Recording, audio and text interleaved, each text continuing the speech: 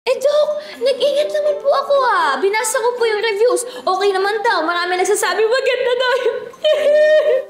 Hala ma'am, kahit online reviews ngayon, napepeke na. Tingnan mo to.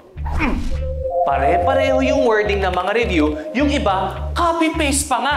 Tapos yung iba nag-comment, walang laman ng profile pero ang daming nilalagay na review. Kung ganyan karami ang feedback, yung tipong inuulan niya ng reviews kada araw, magduda ka na. Binabayaran niyang mga yan para mag-post ng peking review. Paano mo naman nalaman yan, Nurse Andre? Ang totoo po kasi niyan, suki ako. Ha? Suki ka rin po ng beauty products? Kaya pala ang ganda ng skin mo? Suki ako ng offers ng reviews, kapalit ng pera. What? Inalok lang ako, Doc, Hindi ko naman kinagat kahit mababa ang sahod namin mga nurse. Pero, ang bayaran kasi dyan, $1 to $5 per review.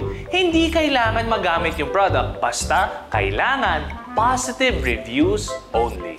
Ay nako, grabe talaga ang budulan online ngayon.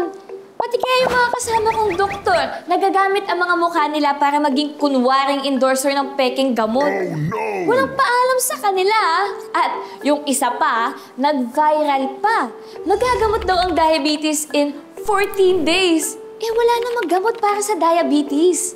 Ginagawa nila yan pati sa mga peking gamot sa gout, sa kung anong-anong sakit, pati sa almoranas.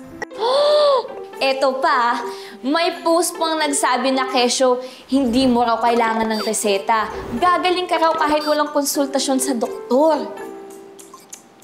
Madali niyan mapapaniwala yung mga walang panggasto sa mahal na gamot at sa check-up, Doc. Tumpak! Ang masaklap pa dyan, may side effects yung mga yan. Alam nyo ba, may mga nasira na ang kidney. May pasyente pang ang batang nabulag dahil sa peking eye drops na nabili online.